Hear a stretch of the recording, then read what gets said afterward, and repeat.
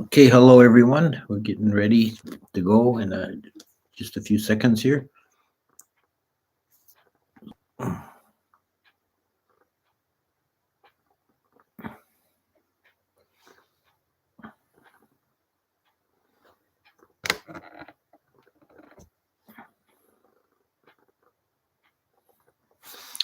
Namo tassa bhagavato arahato sama sambuddhasa. Namo tassa bhagavato arahato sama sambuddhasa. Namo tassa bhagavato arahato sama sambuddhasa.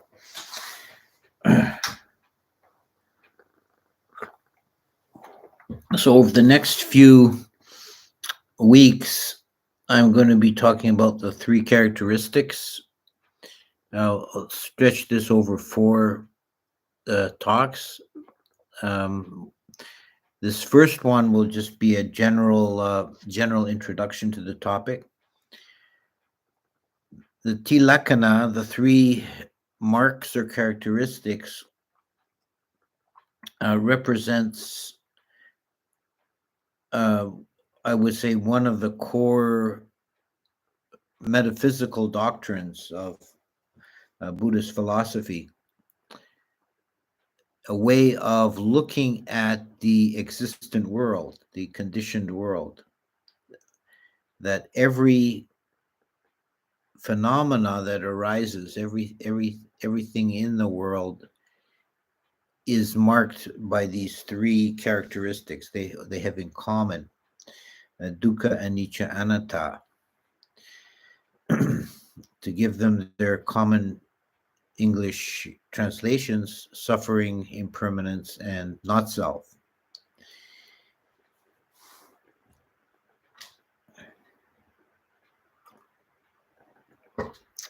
These three are interrelated. Any one of the three that's really understood in depth in its totality will imply the other two.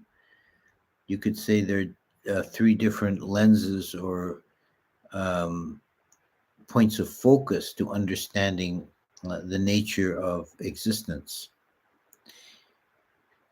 To these three, we can also add the factor of interdependency, of dependent arising, that nothing exists independent of other things.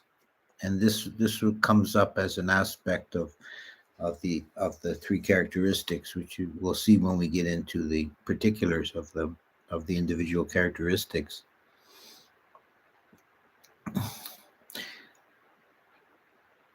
They're very important. It's a very important concept in the Vipassana tradition, because it's essentially by seeing the three characteristics that you are really developing insight. When you see the phenomena that arises to the mind as being imbued with these three characteristics, then you are seeing them clearly. You're penetrating their nature. Any phenomena, whether it's of body or mind, internal or external, will have both individual characteristics, particular characteristics, such as being pleasant, unpleasant, being red or blue, being large or small, and infinite. You can expand the list infinitely. This is how we distinguish and identify particular impressions to the mind. And we get identified with and attached to and desirous of these secondary characteristics. We enjoy certain phenomena and we find other phenomena fearsome or painful. But no matter how pleasant or unpleasant a phenomena is, when it's examined properly with the eye of Dhamma, when it's penetrated with insight, then it's seen to have at its core these three characteristics. of dukkha, anicca, anatta.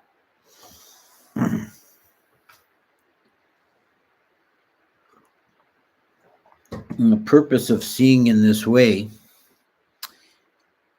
is to, well, first of all, gain an understanding of reality, but also beyond that, to uh, diminish the attachment to phenomena and develop Nibida. Nibida is a mental quality that's is very difficult to translate properly into English. Uh, some translators have called it disgust, which I think is too wrong and has too, or it has too strong and has too negative a connotation. Uh, Others have suggested disenchantment, which may be closer to the mark. Nibida means that you're no longer fooled or captivated by the phenomena that arises, because you're seeing them in their clear nature. And this allows you to, from Nibida, it allows you to develop viraga, dispassion, and then nirodha, cessation, which is the ending of the process. What our mind does in the ordinary course of existence, which what we do again and again, an infinite number of times without beginning, is that the mind uh, has desire for an object. Consciousness seeks an object, and there's a kind of a hopeless project. The mind wishes to find satisfaction. In a sense, it wants to find completion, it wants to find closure. But the objects themselves are unable to provide this satisfaction because they have these characteristics. They're not perfect, they're not pristine or fully uh, fully perfect. So whatever object is grasped by the mind can at most provide a momentary sense of pleasure, but it can't provide lasting satisfaction. So the mind then immediately begins reaching out for the next shiny thing. And this process goes on and on and on. And this is the primordial addiction. And this is where the rut we're stuck in. And it is the essence of samsara. This is the meaning at the deep psychological level. This is the meaning of samsara. Samsara comes from the verb samsareti, which means to wander aimlessly in circles. And that's what we're doing. One of our bhikkhus compares it to playing solitaire with a deck of 51. There's no possible way you can complete or win with samsara. It's a pointless game.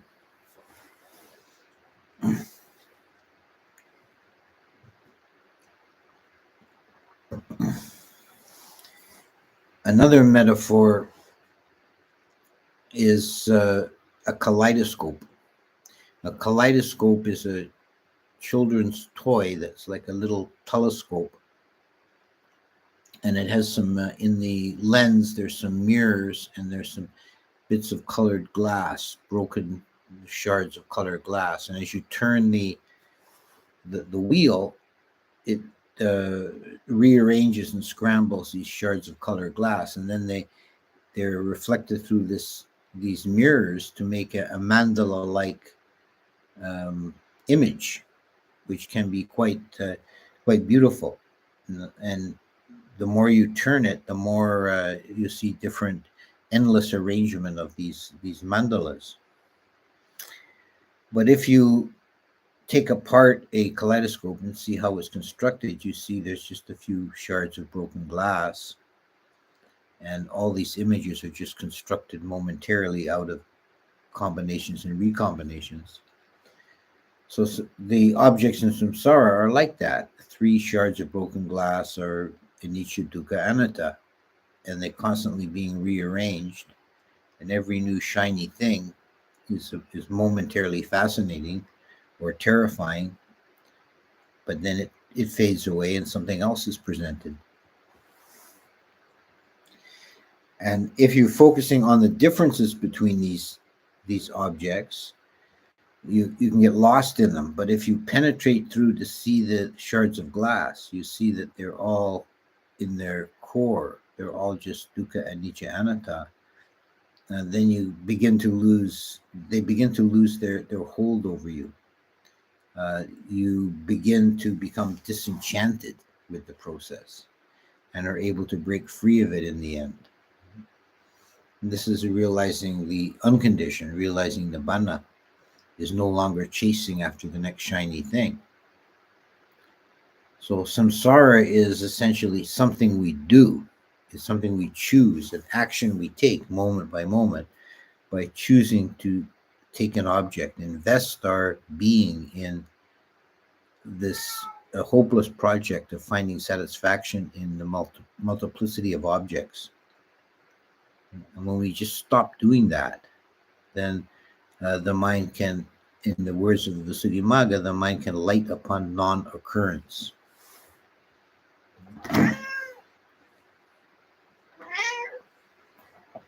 So any one of the three characteristics, when it's penetrated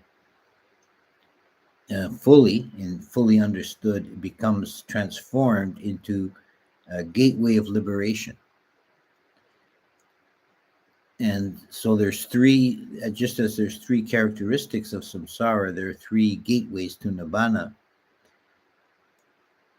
One who penetrates the nature of dukkha is said to be a body witness, because dukkha is most evident in the body.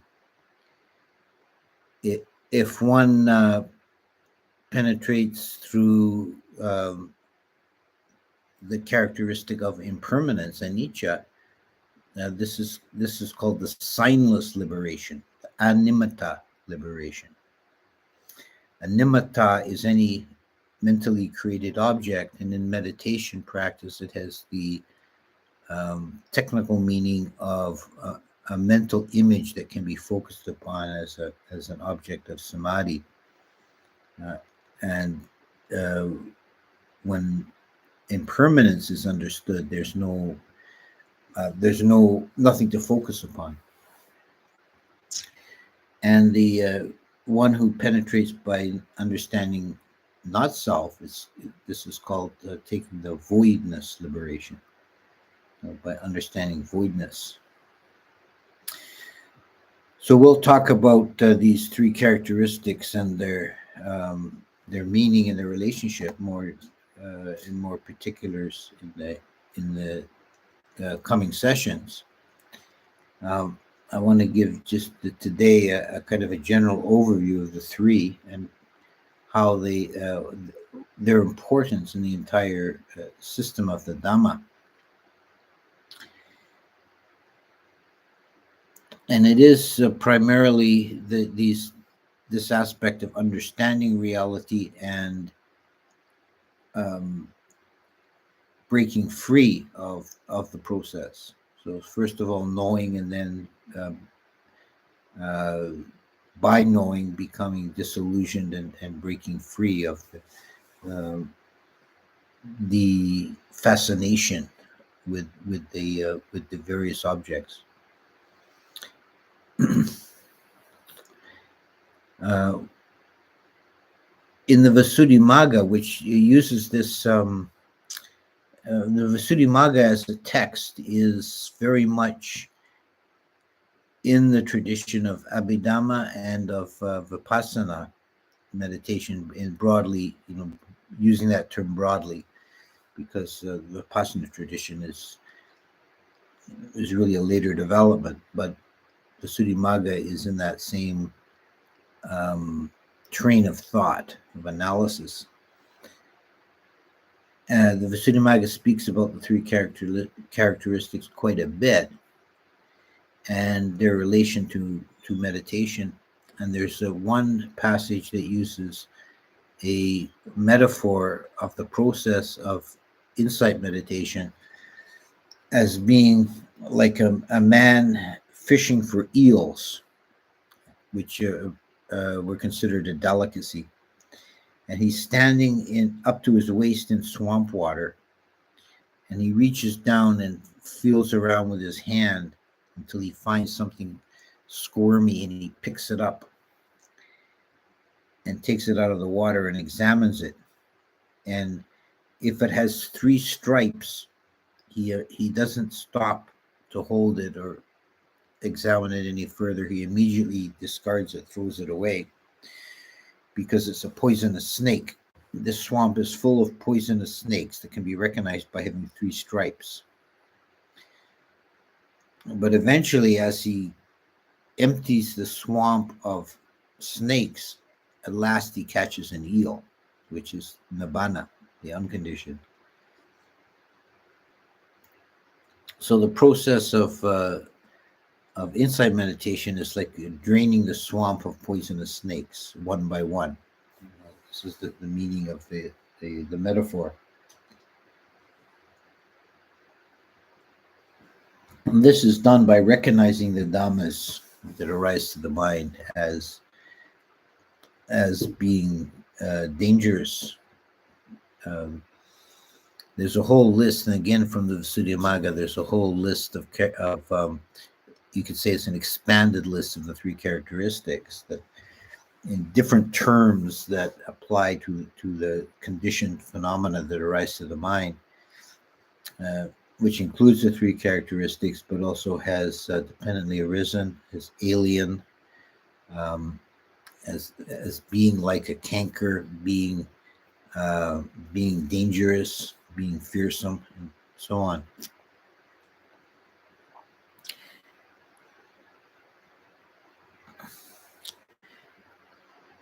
Everything which arises to the mind can be classified as a dhamma. The word dhamma, this is the what Abhidhamma is about, is classification and discussion of dhammas. Dhamma just means, well, it has a very specific meaning, but it can be looked at from two different angles. It's either subjectively, it's the object of consciousness. So everything that arises to the mind is a dhamma. The mind takes dhammas as objects. Anything that arises to the mind is called a dhamma. But objectively, a dhamma is a unit of reality. The modern Buddhist writer Sherbatsky came up with a very good term, I think, for the meaning of a dhamma in this objective sense. He calls it a point instant. It's reality taken down to its very finest grain, a momentary occurrence in the mind. And with insight meditation, we're trying to get as close as we can to seeing the stream of dhammas as independent objects, one after the other, or individual objects, not independent, but individual objects, one after the other, one dhamma after the next. And as I said before, there's an infinite variety of dhammas, but they all share the three characteristics in common. And as we see this stream of dhammas passing through the mind, at first we're confused, we're caught by desire or fear, depending on the particular objects. But as we gain proficiency in the practice, we begin to see past all the various colorations and particularities, and we begin to focus naturally more and more on the underlying reality of these three characteristics. I would say, as a point of practice, we need to be advised to be a bit cautious in how we proceed with this. That we shouldn't be using the thinking process or the intellect to impose these characteristics on things. Um, we should let them unfold naturally. This is a bit of a tricky balance, because it does help to have the knowledge, some understanding of the theory, so you can make sense of what you're seeing. But if you just impose it with your thinking mind, then you're not really seeing it. You're kind of just making it up. So it doesn't have that same power, that same penetrating force as when the characteristics become self-evident. And at different times, for different individuals and for the same individual at different times, one or the other of the three characteristics may be most evident. And that becomes, a natural point of practice, a natural stream of the gradual unfolding of wisdom.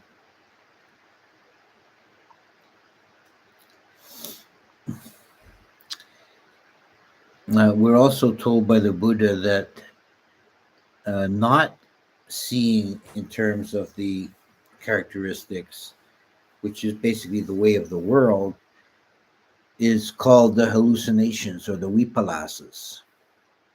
That uh, if we fail to see the characteristics, we imagine the opposites.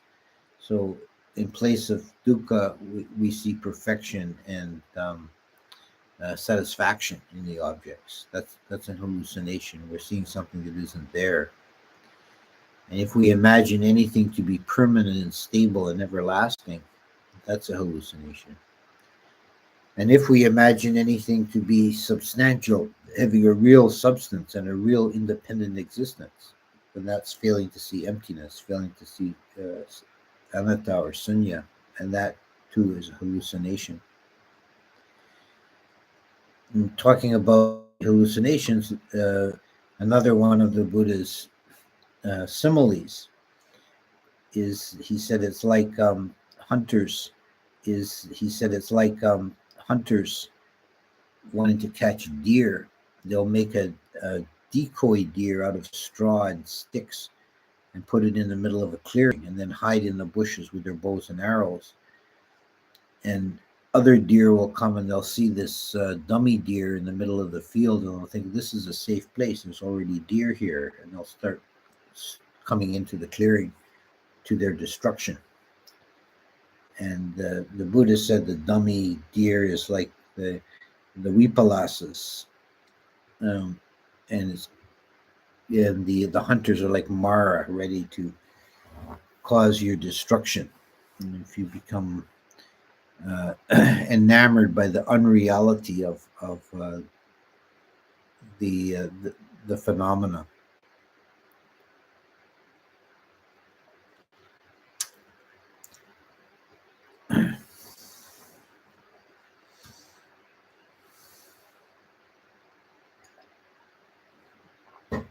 So I think that's probably sufficient for an introduction to the topic.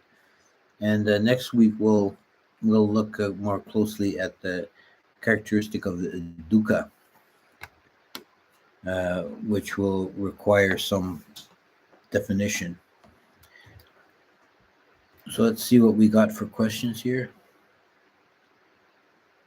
I appreciate this new term, Nibida. It reminds me of Socrates.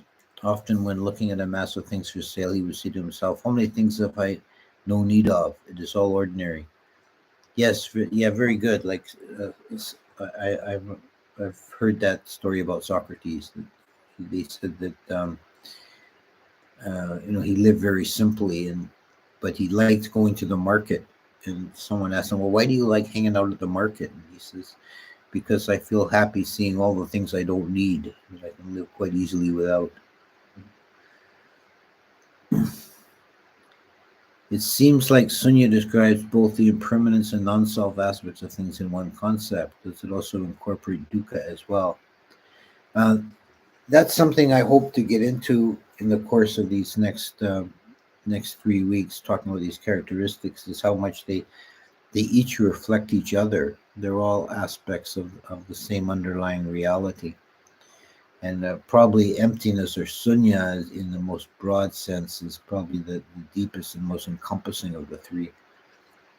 Um, that you could say things are impermanent because they're empty, and they're empty because they're impermanent.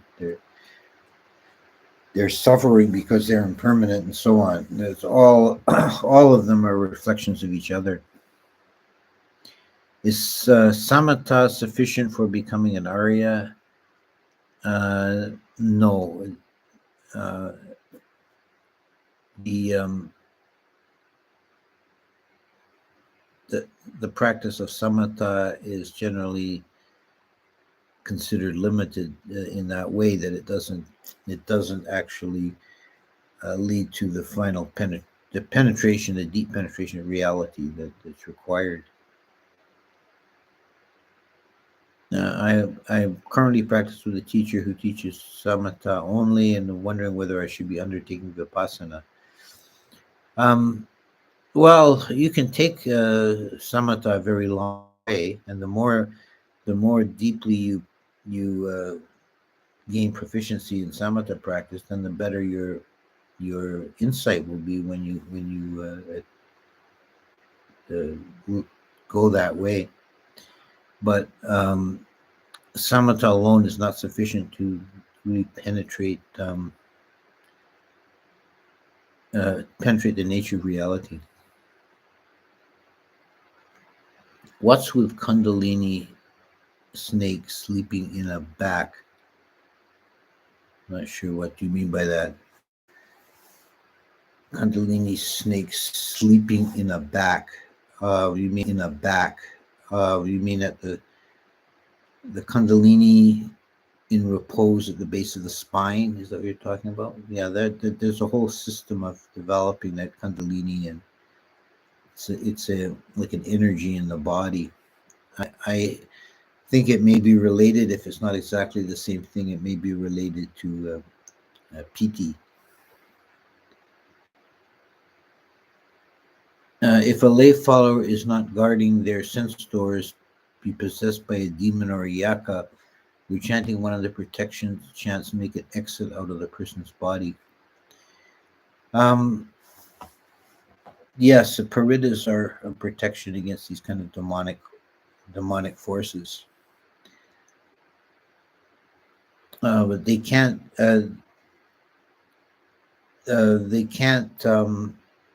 gain any entry to you if you don't give them an opening by uh, basically not keeping the precepts, and uh, an immoral and defiled mind, and you're making an opening for them.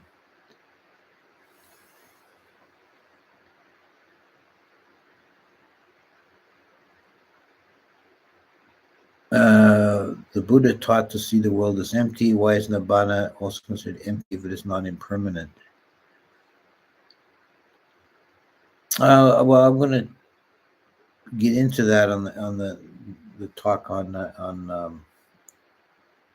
anatta, which will come into sunya. Um, this quality of sunyata, is the most universal characteristic because it applies to nibbana as well as samsara. There's no substantial essence anywhere, including the unconditioned.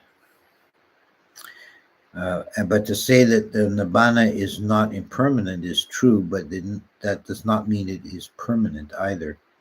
It's timeless. It's outside of time. Akaliko.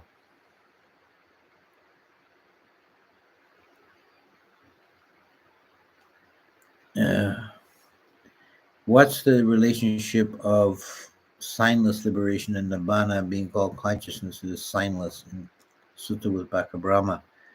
but not being called body witness or void consciousness. Uh, yeah, one of the in the sutta with back of the Brahma, the Buddha talks about the liberated mind. It's a very interesting passage. It's a stanza of verse that occurs only two places in the canon, both times in relation to Brahmas.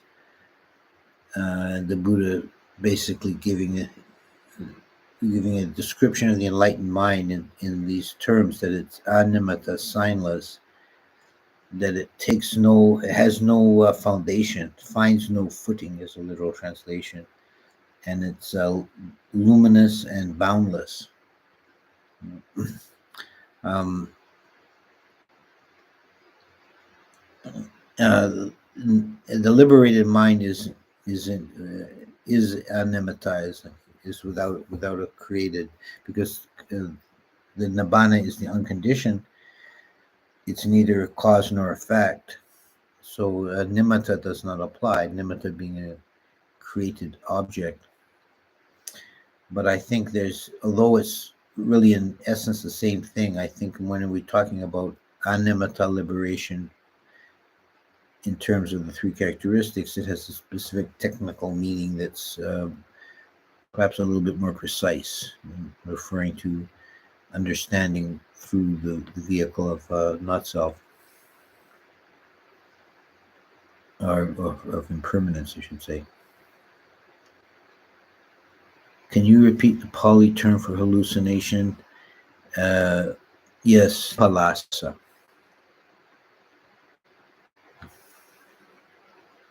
Vipalasa. Although I know one day my parents will die, today might be the last day, but still not I'm ready to face that reality. How can I deal with this impermanence?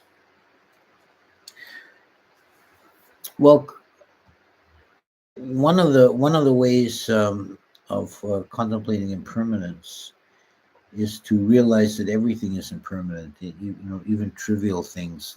If you gain a grasp of it in terms of small things, like one of the ways Ajahn Chah would talk about impermanence, say he'd pick up his drinking cup and he'd say, "You see this cup?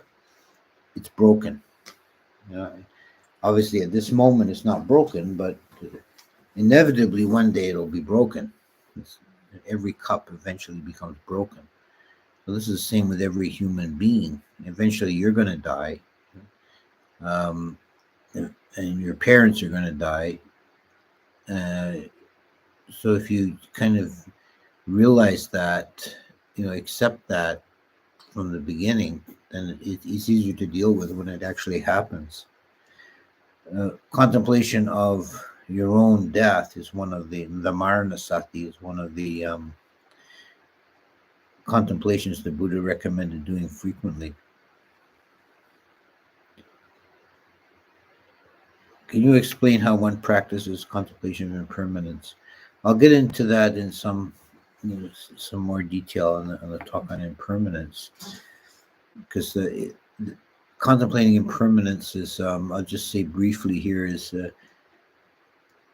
has different levels, at different time scales, and it's kind of useful to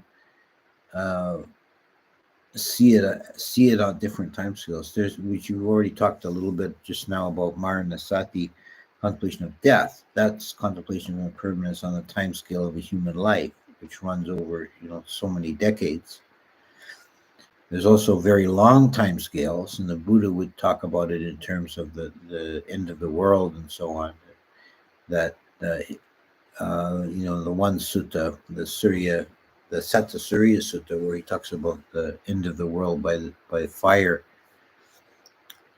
The whole point was to impress this on the minds of his listeners, that even these mighty mountains and oceans that you take as permanent, and one day they'll be all burnt up and dried up and gone.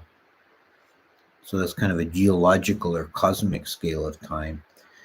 But the deepest contemplation of impermanence is at the momentary level, that each moment things are falling away. Nothing persists at the final analysis for more than a moment. Nagarjuna said emptiness is higher truth than Nibbana. Does Theravada agree with this? I would say not in phrased in that way, but um, emptiness is maybe, if not a higher truth, it's a more comprehensive expression because it encompasses both the conditioned and the unconditioned. Is there anything we should know concerning the three characteristics in Brahma Viharas? Arahants still have metta. There's no point where we abandon it, correct? Yeah, the Arahants would still have the Brahma Viharas. The Buddha said that the wise man always dwells in the Brahma Viharas. Um, uh, and but there, I would say that this is a whole another really big topic is the paradox involved in between wisdom and compassion. And compassion being encompassing the other Brahma Viharas as well, but it's usually expressed in these terms of wisdom and compassion. These are the two highest qualities of a Buddha. The Buddha is perfect in wisdom and compassion. But if the two of them seem contradictory, if you don't have the full understanding of the terms, because wisdom emphasizes the emptiness of beings and so on. So if you have this kind of cold wisdom, or it's kind of a false wisdom in a sense, but a cold wisdom without being illuminated by compassion, then you can become very heartless. It doesn't matter what happens to that being. He's not, he has no self anyway. It's just a collection of dhamas. He dissolves. Who cares?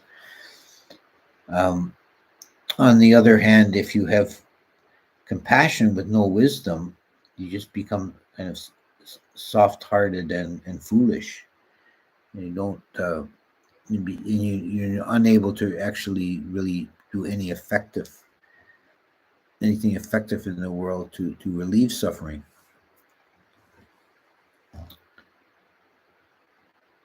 Which of the three characteristics is more important to realize first, in your opinion? You can't say it like that because all three are in terms of meditation practice, they're all of equal weight, and it's not really a question of which trying to develop one first. It's just letting things unfold in a natural way. You'll see one or the other at any given time. How to meditate on the three characteristics. If you are able to observe the stream of dhammas with equanimity, then the three characteristics naturally present themselves. This is the key: is fostering equanimity, not taking reaction to the dhammas, but just observing them in a very calm, open, measured way. If you're not colored, if your seeing is not colored by desire or fear, then the characteristics naturally present themselves. Do you like the Heart Sutra? Yeah, that's quite an what's the word? It's quite a profound text. It's a Mahayana text. Better to meditate off the cushion or on the cushion. There's no real difference. If you meditating on the cushion is formal practice. I think is necessary, but it's an artificial exercise essentially. You're creating optimum conditions, but meditating off the cushion in daily life. It's more challenging, but uh, it's really the same process.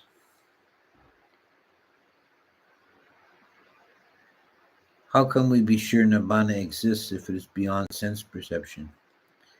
Uh, Up until the moment of stream entry, you have to take it on faith. Really, this is the one point I think in Buddhism you have to take on faith as the third noble truth. But after stream entry, you're now certain of it. Is nirvana the same as awareness? No, no. That I was. I don't think. I don't think you can compare the two. Vipalasa. Yes, that's the word. I'd have to look it up to be dead sure of the spelling. I think there may be a double L, and I'm not sure. But it's either that's as you have it spelled there, Vipalasa, or two L's. What are the Pali terms for signless liberation, voidness liberation, and body awareness liberation? Signless liberation is animata. Voidness liberation is sunya vimutti, and body witness. I don't recall the Pali for that. I'd have to look that up. How do jhana states relate to the three marks? Um,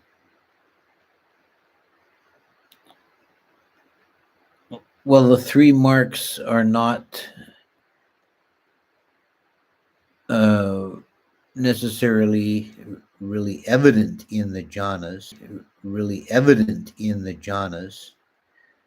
Because with the jhana, your mind is still.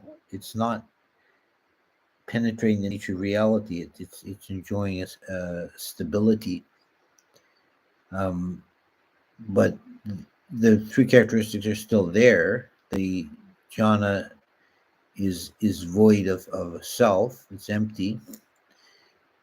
It's imperfect, even though it can be extremely blissful. It's still imperfect, and it's impermanent in that it cannot remain abiding forever. Are all parents really good? No, of course not. You're human beings, but whether they're good or bad, you still owe your parents a debt of gratitude for bringing you into existence. Is the suffering of the three characteristics different from the suffering of the Four Noble Truths? Well, the first noble truth is the truth of dukkha. The Four Noble Truths are expressed in the language of dukkha, talking about dukkha.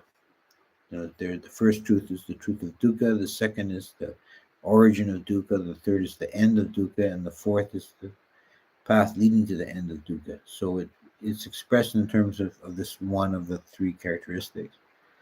But whenever we speak about any one of the three, the other two are implied. Take a couple more questions and then we'll wind it down. In Sarvastivada, there are three kind of unconditioned: space, cessation with liberation, cessation without liberation. Can you explain the difference between the two types of cessation? I'm